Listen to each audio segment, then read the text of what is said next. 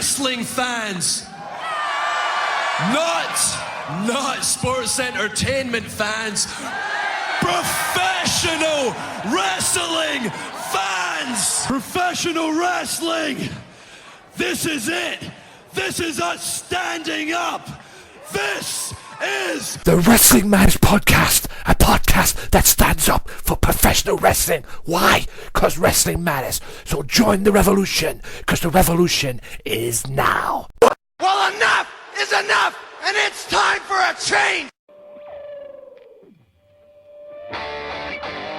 professional wrestling. This is it. This is us standing up.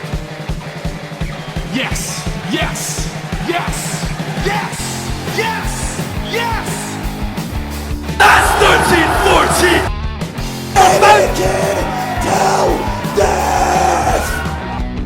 Dina, I am the best in the world. Cause that's the bottom line. Cause Stone Cold said so.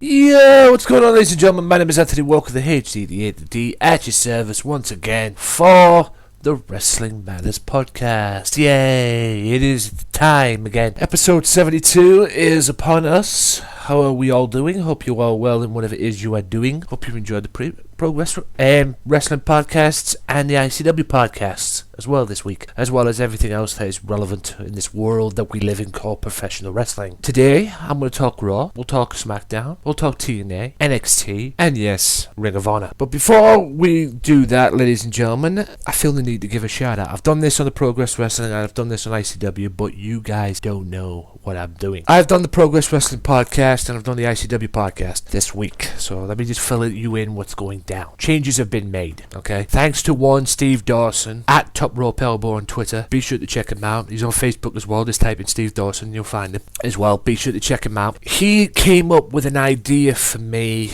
which, to be honest with you, has made things better for me when I'm producing and editing and recording the ICW podcast as well as the Progress Wrestling one. Now, I'm still considering whether or not to trim him down a bit and go back to ICW podcast just this one time because I've got a lot of stuff going down in September. I don't know if I'll be able to fit them both in, to be fair. That'll be something I have to decide. There's a lot of stuff going down involving my projects as well, but I don't know if I'll be able to fit the Progress Wrestling or fit them both in. I'd have to choose one for the time being until I get the thing sorted out and then go to and then bring it back once it's all done. So I can't talk. I'm a little nervous today, guys. Other than that, though, it has worked, and he asked me just to review the matches and to say, why don't you just review the matches and give your thoughts and opinions, you know, how they've progressed, how they've grown, how they've done this, you know. And it's worked very effectively, in fact. It's made things a lot easier because I ain't gonna lie, guys, I was actually struggling with them podcasts, to be honest. I was actually really struggling with them.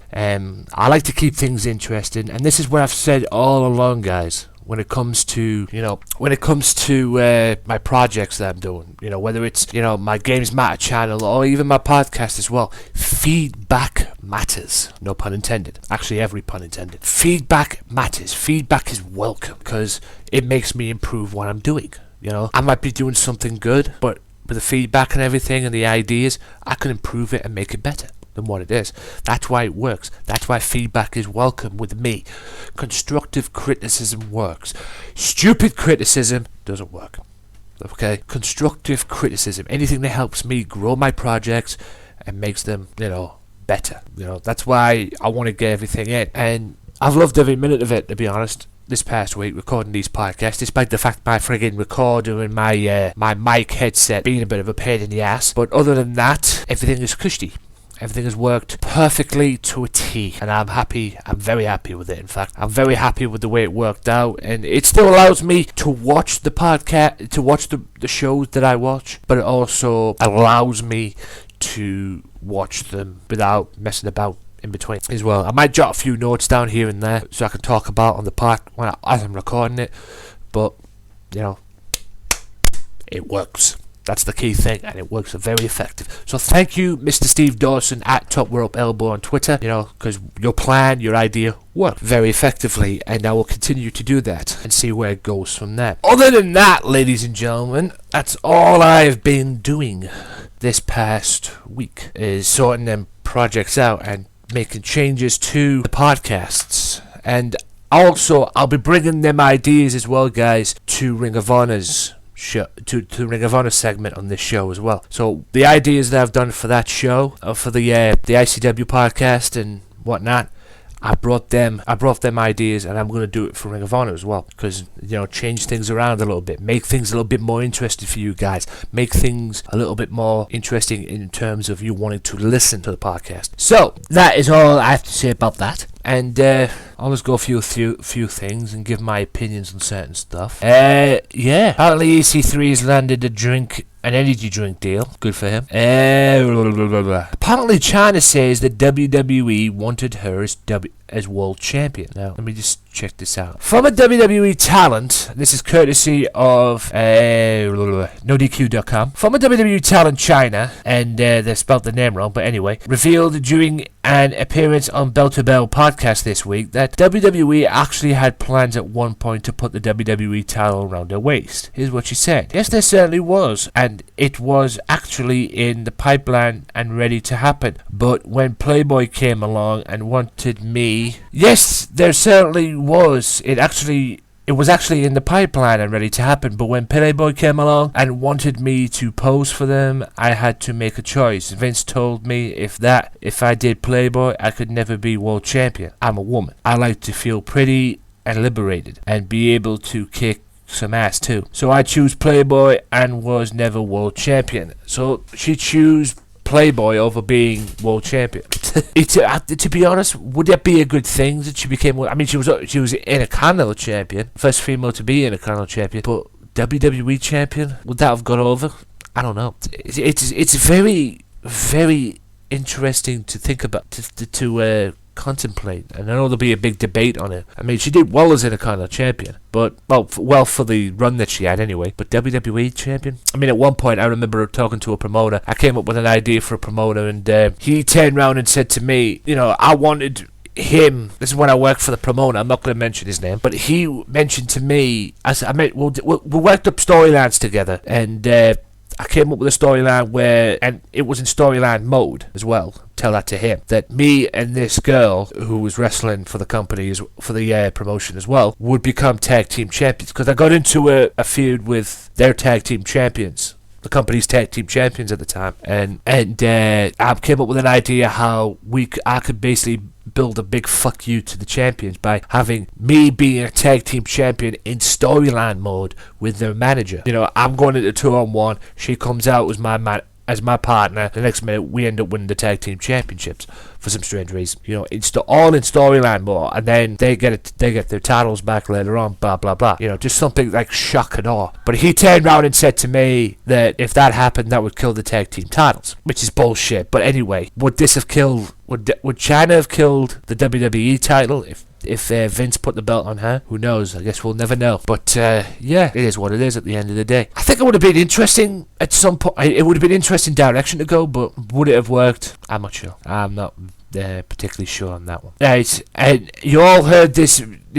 I think it's this business with the rapper. WWE are not particularly happy with a rapper who ended up using in one of his songs The Undertaker's theme. He took a sample of The Undertaker's theme song and used it in one of his songs, and WWE are not particularly happy. WWE officials, particular, are not particularly happy with this rapper. Now, I'll just read this little bit out. As noted, WWE officials were not happy with rapper Meek Mill using The Undertaker's theme song in a diss track to rapper Drake during their recent mainstream feud. WWE told TMZ WWE takes its intellectual property rights very seriously and we're looking into the matter. WWE lawyers have sent a cease and desist order to Meek, forcing him to remove the song from Soundcloud this week. So there you go. Don't mess with WWE's properties unless you ask. And obviously Mr. Mill did not ask, and he seems to be paying the price for it. Anyway, and that's all I got to say about that. So with that being said, ladies and gents, I'll end that there. I will take a quick time out on this part 1 of the podcast, but part 2,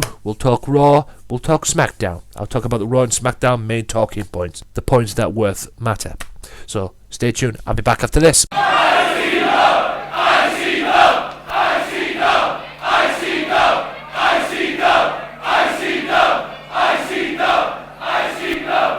sure to tune in every single Tuesday now for the Wrestling Madness Podcast Extra, where I'll be hosting a podcast on one promotion and one promotion only. ICW, Insane Championship Wrestling, the hottest promotion in Scotland. Well, I'll be reviewing their shows. Oh my God! Talking ICW. That's 13-14! And who knows, maybe getting some guests on.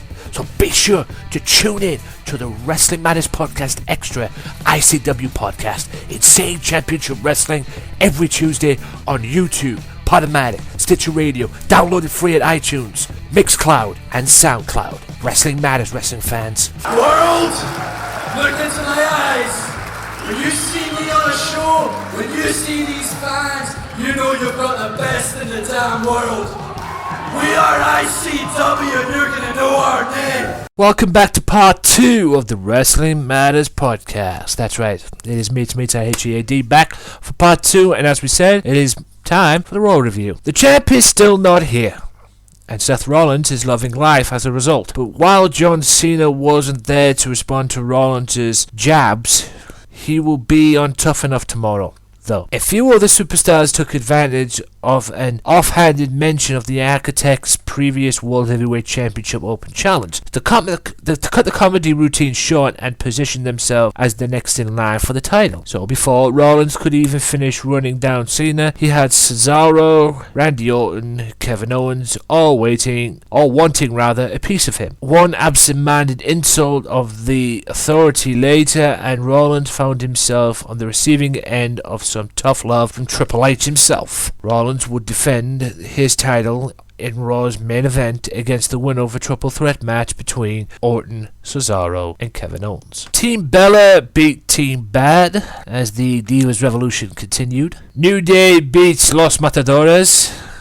Sick. You know how I feel about New Day. Which leads into the triple threat match. Now, another sky-high RKO out of nowhere might be in Seth Rollins' future. After all, the Architect's beef with Randy Orton has cooled to a simmer over the last few months thanks to the bad blood between Cesaro and Kevin Owens. However, the Apex Predator slithered away from Raw's authority-mandated triple threat match to become the number 1 contender for Rollins' championship and will get a shot in the main event. He has the Cesaro and Owens animosity to thank largely for the victory. As the match wore on, the Viper was effectively neutralized and Cesaro and Owens took the opportunity to beat the living hell out of each other. Just as Owens was about to strike with a pop-up powerbomb through, though Orton sparing through and outstretched legs of the airborne Cesaro to hit an RKO on KO, and then another RKO on the King's Swing to get the victory. What to read there? You'd have to be a lunatic to step in the ring with Luke Harper. Well, Dean Ambrose is a tried and true crazy person, so battling the former Intercontinental Champion is a no-brainer for the owner and occupant of Ambrose Asylum. Coming straight out of Crazy Town, Ambrose went toe-to-toe with Bray Wyatt's prodigal son and didn't even need the help of a runaway vehicle to do it. The presence of Roman Reigns and Bray Wyatt complicated matters. However, a brief scrum among all 4 of the SummerSlam Family War competitors ended with Ambrose eating a discus clothesline from Harper to get the win. Daniel Bryan appeared on Miz TV, and Mark Henry and Rusev ended in a no contest, but that wasn't the story of the match. The story of the match was Lana receiving the camel clutch from Juan Summer Rae. Neville defeats King Barrett.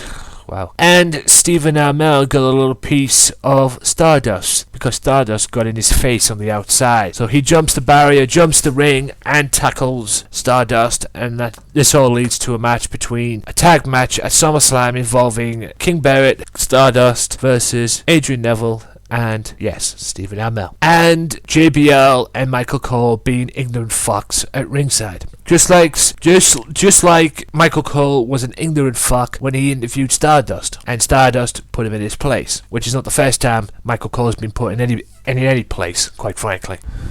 I mean, for a commentator or announcer, he is truly an ignorant fuck. And the main event.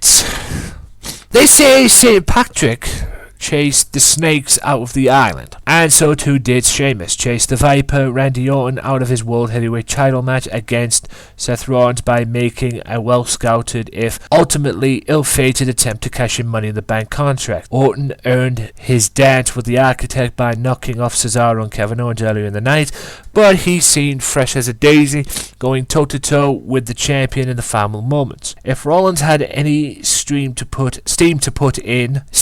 him ahead of Orton, it was slight the Apex Predator had answers for. Everything he did until Rollins turned his foe's vintage hanging DDT against him. Even then, the Viper railed to catch a springboard Rollins with an RKO, but that's when Sheamus made his move, dispatching Viper with a bro kick.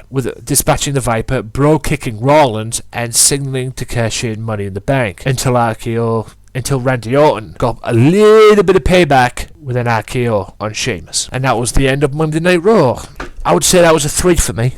3 out of 5 for me. It was okay, but it wasn't worse. It wasn't really bad or anything, but it was okay. Now we'll get straight into it. Let's get into SmackDown. Let's not waste any time. I'll just pipe through SmackDown and see what happens. Just 10 days before the biggest party of the summer, SmackDown featured a monumental tag team matchup, the ongoing Divas Revolution and the latest chapter in a highly personal family versus family showdown. WWE World Heavyweight Champion Seth Rollins kicked off the best show on Thursday nights, reflecting on his own greatness and on his SummerSlam showdown with John Cena. In the process, he dared the champ to accept his challenge to face-to-face on Monday Night Raw. Neville then Cesaro emerged to try and shut up the Architect, but a sneak attack by Kevin Owens and a follow-up assault by Seth Rollins derailed their efforts. It was later announced that the 4 competitors would square off in a huge tag team main event. Charlotte beat Naomi. With the Divas 3-team elimination match at SummerSlam imminent, Charlotte made Naomi tap to the figure 8 on SmackDown, bringing tremendous momentum to Team PCB. Ryback returns and proceeds to beat up Bo Dallas along the way, and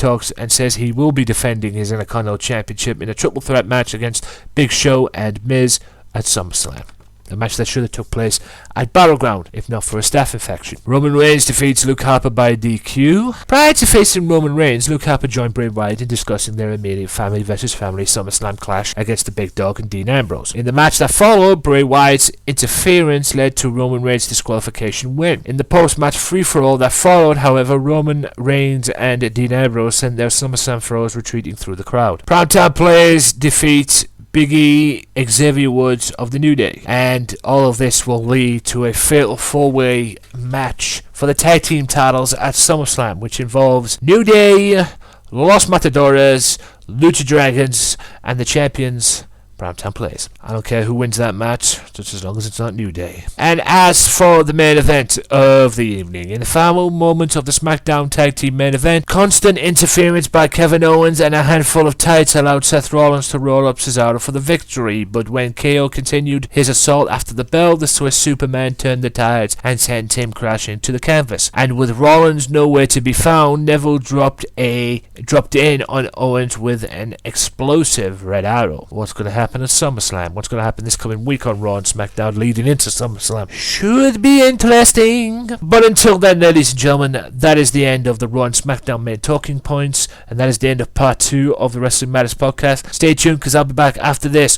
with NXT main points as well. So, see you in a bit. If you like the Wrestling Matters podcast, why not check out their Facebook page at facebook.com/WM podcast and like the page and show your support to the podcast that stands up for professional wrestling, the Wrestling Matters podcast. Wrestling Matters, wrestling fans. Welcome back, ladies and gentlemen, to part 3 of the Wrestling Matters podcast, the 72nd episode.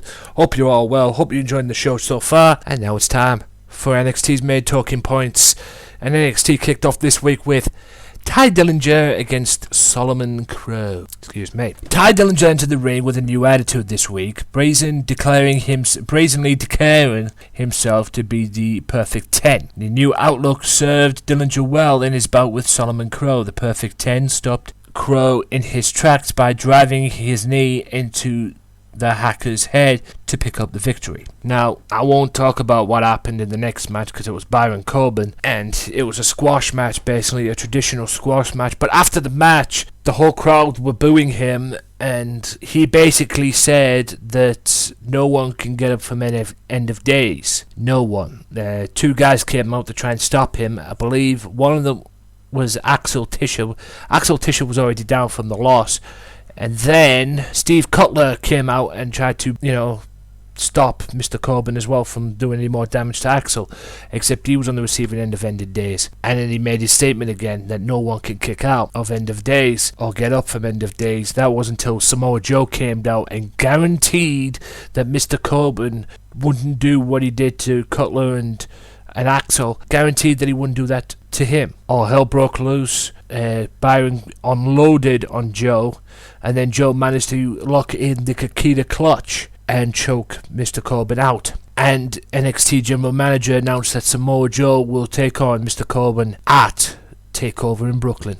Look out for the Wrestling Matters channel and SoundCloud as well very, very soon for updates. That's right, because I'll be doing a prediction show on SummerSlam and TakeOver. So look out for that. It's coming this week. So be sure to check that out. It's on the Wrestling Matters channel. So be sure to check that out at www.youtube.com/AJW Wrestling Matters. Now, Finn Balor was in action against Marcus Louise.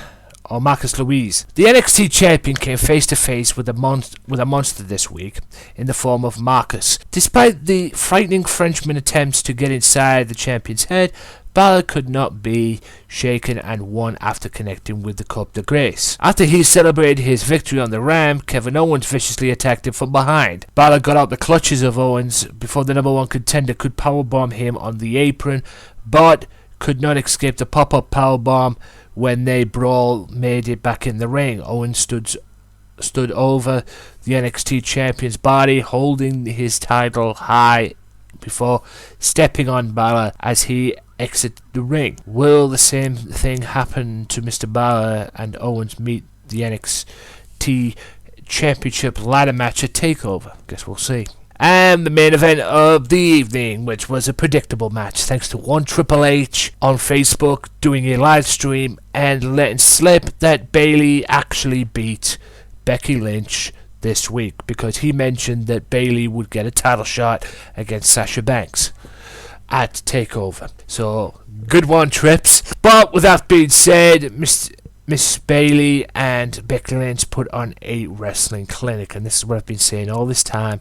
If you want good women's wrestling, although there is a revolution in the WWE Divas division, thanks to PCB and Team Bad, if you want to see a good wrestling match, watch this match. With NXT champion Sasha Banks watching from the commentary table, Bayley and Becky clashed with a title match against the Boss in Brooklyn, hanging in the balance. Bayley has been on a quest to prove that she's one of the best in NXT, with victories over Emma and Charlotte under the belt. Lynch was all that stood between her and a date with Destiny. The Team PCB member wasn't going to roll over and let Bayley take the title match easy. The two divas looked evenly matched, as they traded holds in the opening moments, but Becky soon gained the upper hand, working over the happy-go-lucky diva's arm. The attack looked to serve Becky well as she locked in a disarmbar, but Bayley got to the ropes, forcing the hold to be broken. When both competitors got back to their feet, Becky tried to take Bayley back down by the arm, but Bayley rolled her up for the 3 count. Sasha held her championship aloft as she stood on the announce table, setting up their match. Bayley versus Sasha Banks, August 22nd in Brooklyn. And a 4 out of 5 for this show. I actually saw the show and I thought it was really, really good. And Becky has come a long way, a very long way, despite having a Grado entrance. Question is, will she be the next NXT Women's Champion? Is it time for Sasha to say goodbye to her NXT title reign? I believe so. And that'll be about it for this part, and I'll be back for part 4 right after this with TNA's main talking points. So stay tuned.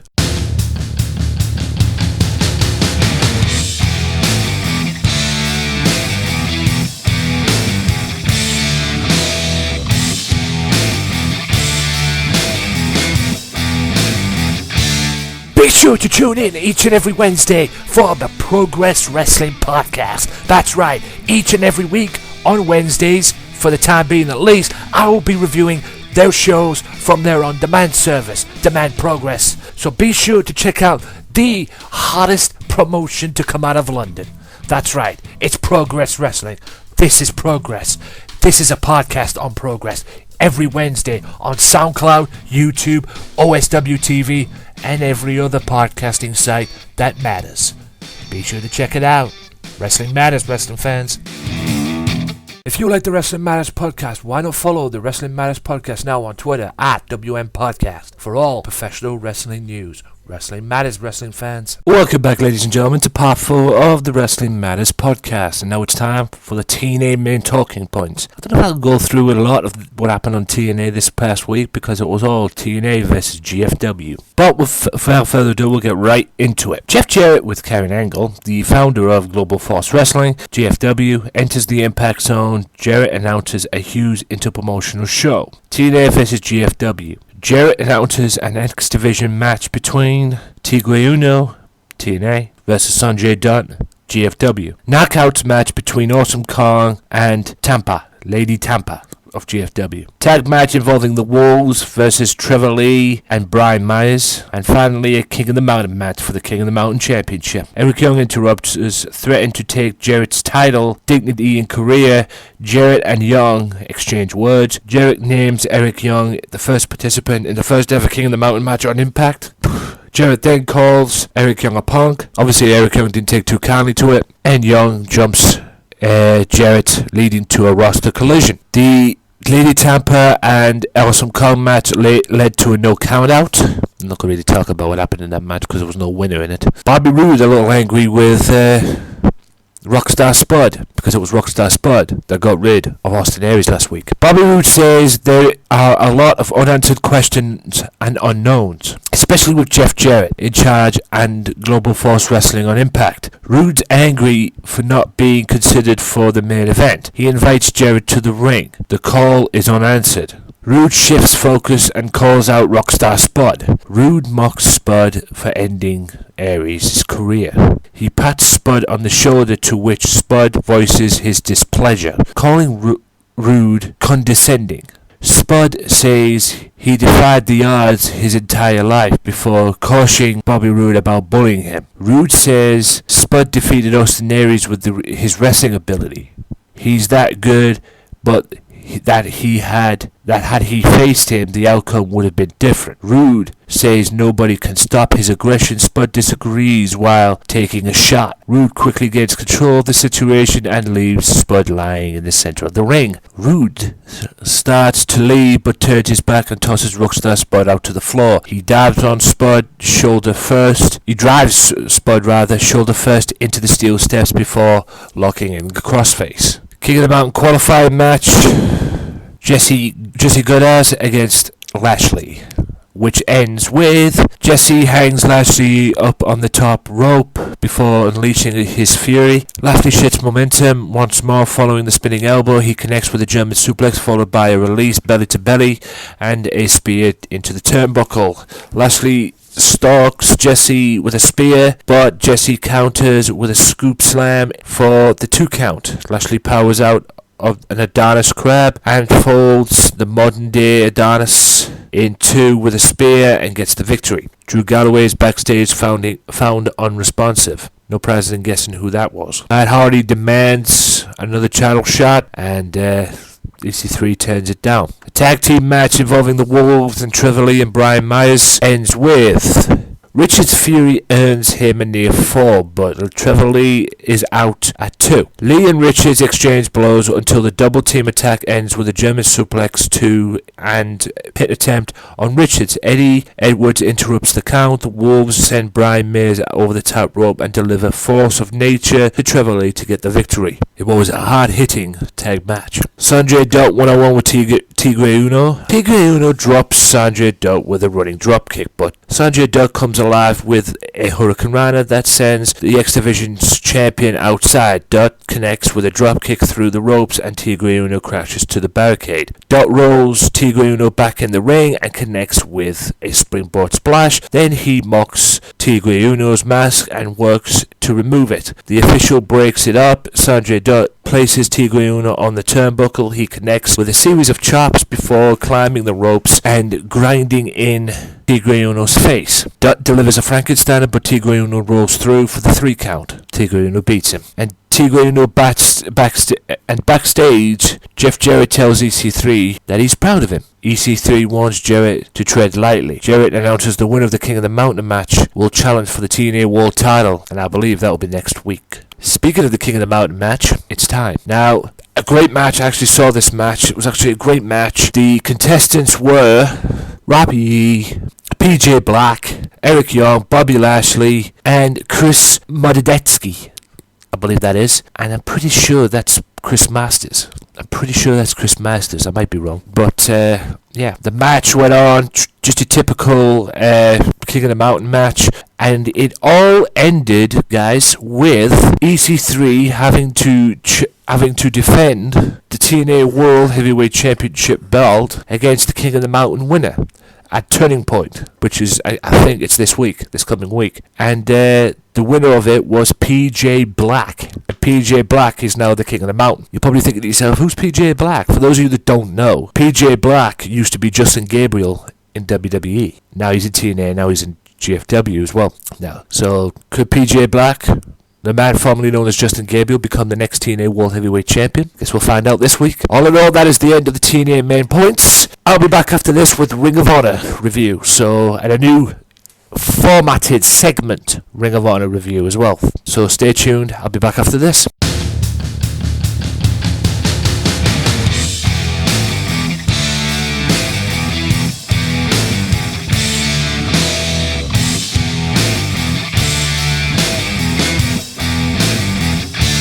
Be sure to tune in each and every Wednesday for the Progress Wrestling Podcast. That's right, each and every week on Wednesdays, for the time being at least, I will be reviewing their shows from their on-demand service, Demand Progress. So be sure to check out the hottest promotion to come out of London.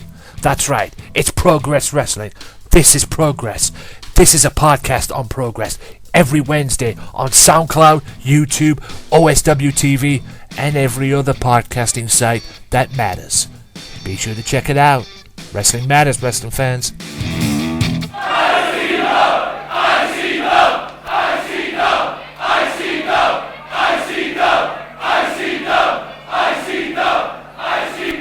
Be sure to tune in every single Tuesday now for the Wrestling Matters Podcast Extra, where I'll be hosting a podcast on one promotion and one promotion only. ICW, Insane Championship Wrestling, the hottest promotion in Scotland. Well, I'll be reviewing their shows. Oh my God! Talking ICW. That's 13-14! And who knows, maybe getting some guests on. So be sure to tune in to the Wrestling Matters Podcast Extra ICW podcast, Insane Championship Wrestling, every Tuesday on YouTube, Podomatic, Stitcher Radio, downloaded free at iTunes, Mixcloud, and Soundcloud. Wrestling Matters, wrestling fans. World, look into my eyes. When you see me on a show, when you see these fans, you know you've got the best in the damn world. We are ICW and you're going to know our name. Welcome back, ladies and gentlemen, to part 5 of the Wrestling Matters podcast, and without further ado, let's get into Ring of Honor this week. Ring of Honor kicked off with a very slow-paced wrestling match involving ACH and Watanabe. Now, this was New Japan, I'm guessing, versus Ring of Honor. Nothing much to say in this match. It was just relatively slow from the start. Just a normal wrestling match. Two guys just looking to make a name for themselves. Didn't really pick up in this match until towards the end. Now, I want to say they wrestled for 15 minutes, but there was an ad break during this. So, for what they had, it was okay. An okay way to start. I've watched Ring of Honor for a while now, since doing the podcast, and in my opinion, I've seen a better start to a Ring of Honor show than this one. I mean, was this better than the War Machine versus Bullet Club Young Bucks tag match last week? No. But it picked up towards the end when ACH did a high jump. Now, high jump is a version of a flop. It's what they call the Fosbury flop move. And ACH did it over and landed on Watanabe on the outside, which was beautiful. ACH also, that was one of my favourite points in the match. One of my other favourite points in the match was ACH did a walk up. I don't know. I think Watanabe meant to threw him into the ring post, and he just walked up and flipped back down again and landed on his feet. Celebrated, and then took a German suplex for his troubles. And then ACH ended up winning the match with the 450. But all in all, it was just a slow-paced wrestling match. A good one, but I've seen better starts to a Ring of Honor show, in my opinion. The next match was the House of Truth tag team of Jay Diesel and Donovan Dijak going against War Machine. Now, this match, hard-hitting match, great team, two great teams, one young team. I think experience advantage went to War Machine, but the one thing is although it was a hard-hitting match, War Machine just dominated these two, Dijak and Diesel, from the start.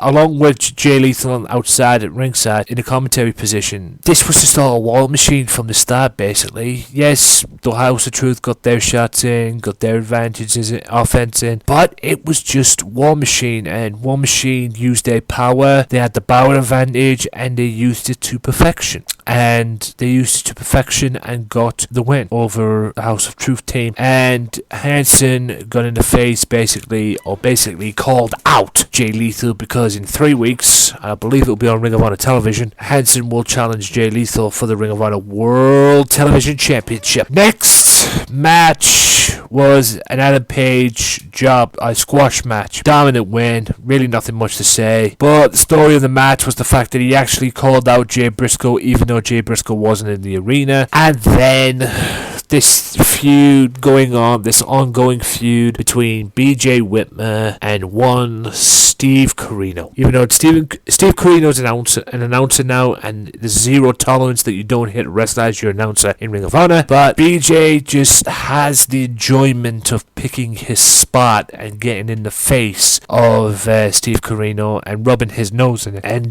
doing that knowing the fact that Steve unfortunately can't do nothing about it. Thank God for Nigel McGuinness coming out there to break it up. Sooner or later, Steve Corino's going to step in the ring with this guy, surely. I mean, come on. Will this feud ever end? Just we'll have to wait and see. And the final match, the main event, was the Red Dragon versus the Kingdom. Two great tag teams, two of the best tag teams on the planet. Adam Cole was at ringside. Like I said, two great tag teams, hard-hitting, medium pace, if you will. A lot faster than the first match, but two hard-hitting tag teams that are just looking to get a Ring of Honor World Tag Team title shot, and a perfect ending to a show, really. It was a great main event. Highlights in the match were Adam Cole being at ringside. Kyle O'Reilly takes a super kick as he was about to hit the rebound clothesline. He's about to go for the rebound clothesline, and as he's doing that, all he sees was Mike Bennett, and Mike Bennett kicked him in the mouth, basically, hit him with a super kick, and then a devastating double spike power driver on the floor by Taven and Bennett, the Kingdom, on Kyle O'Reilly, putting him out of the action for the rest of the match, probably killing him along the way in the process. And by the way, Taven was jumping off the ropes onto the outside, like if he was jumping off the top rope, and they hit the spike power driver on the outside on the arena floor. Devastating move, took O'Reilly out of the match, and they left 2-on-1, and then Kingdom got the victory by doing exactly the same thing to Fit. And then they tried to do it again, and then after the match, Adam Cole came in and broke it up. Where's this going with Adam Cole and the Kingdom? Is Adam Cole finished with the Kingdom? He says they're still friends, but time will tell. A decision's going to be made. Where's this going to go? I don't know. But all in all, a great tag team main event, and Kingdom did what they could and got the job done. You may not have liked the tactics, but they got the job done. They got the victory, and it was a good way to end Ring of Honor. Great tag match all round, with two of the best teams, if not the best teams in the world. And with that being said, I'd like to give Ring of Honor a 4 out of 5. Thought it was enjoyable. And, I thought it was enjoyable apart from the Adam Page stuff. I really didn't like that, and the sooner that storyline is over with him, with BJ Whitmer and Carino, the better, because it's going to get too personal. And I just want to see if Ring of Honor are going to make the match Steve Carino versus Adam, Steve Carino versus BJ Whitmer. Why did I think Adam Page for? Sooner the better, really. But and a bit, well, he's gonna have to wait anyway, because BJ's he's on crutches anyway after an emergency surgery. But all in all, good show all round. And I'll be back right after this, ladies and gentlemen, with the last part in the Wrestling Matters podcast. A few quick promotions, a few things I need to tell you guys about and make you guys aware of. Then after that, you could be on your merry way. But until then, I'll be back right after this. If you like the Wrestling Matters podcast, why not check out their Facebook page at facebook.com/WM podcast and like the page and show your support to the podcast that stands up for professional wrestling, the Wrestling Matters podcast. Wrestling Matters, wrestling fans. If you like the Wrestling Matters podcast, why not follow the Wrestling Matters podcast now on Twitter at WM Podcast for all professional wrestling news. Wrestling Matters, wrestling fans.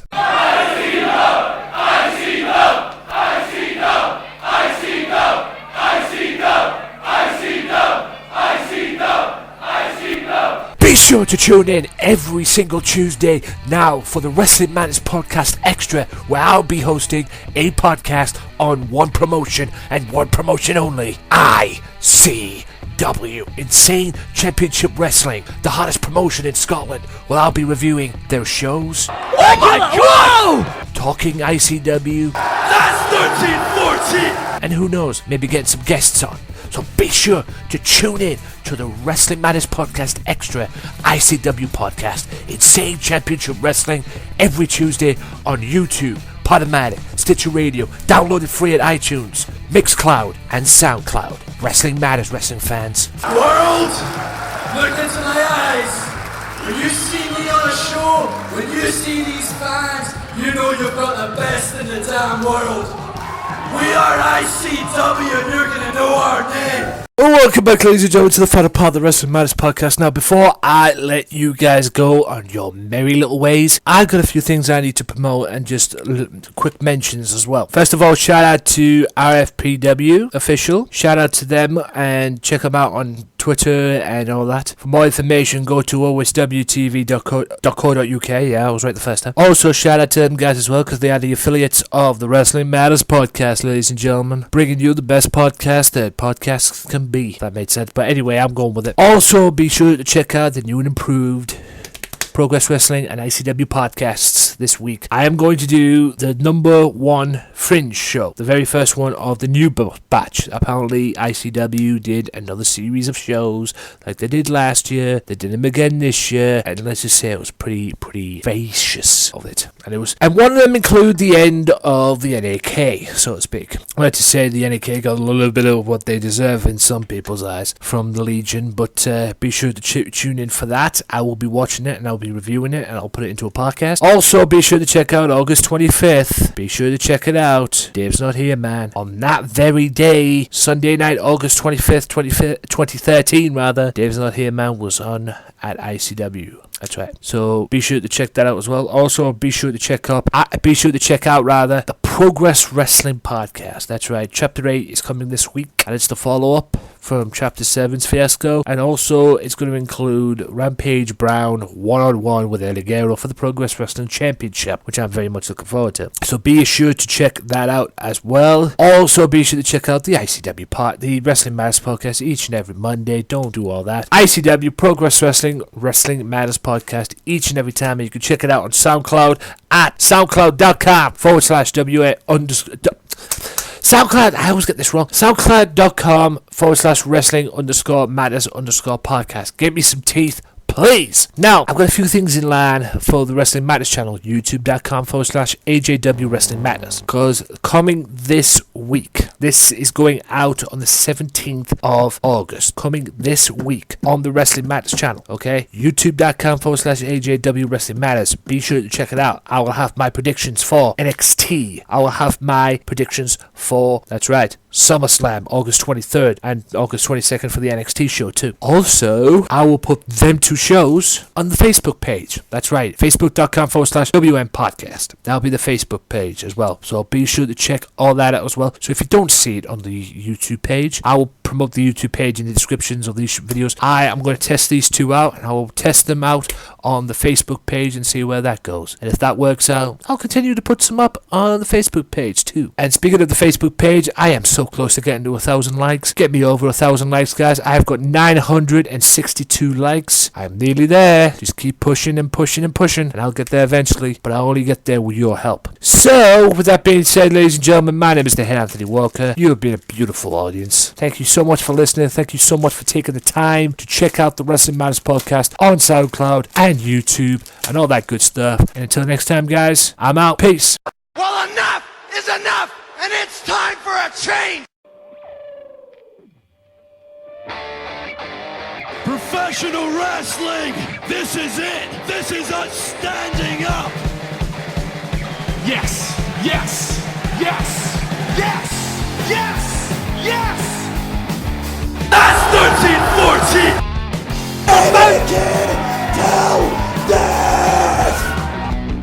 Cena, I am the best in the world. Cause that's the bottom line. Cause Stone Cold said so.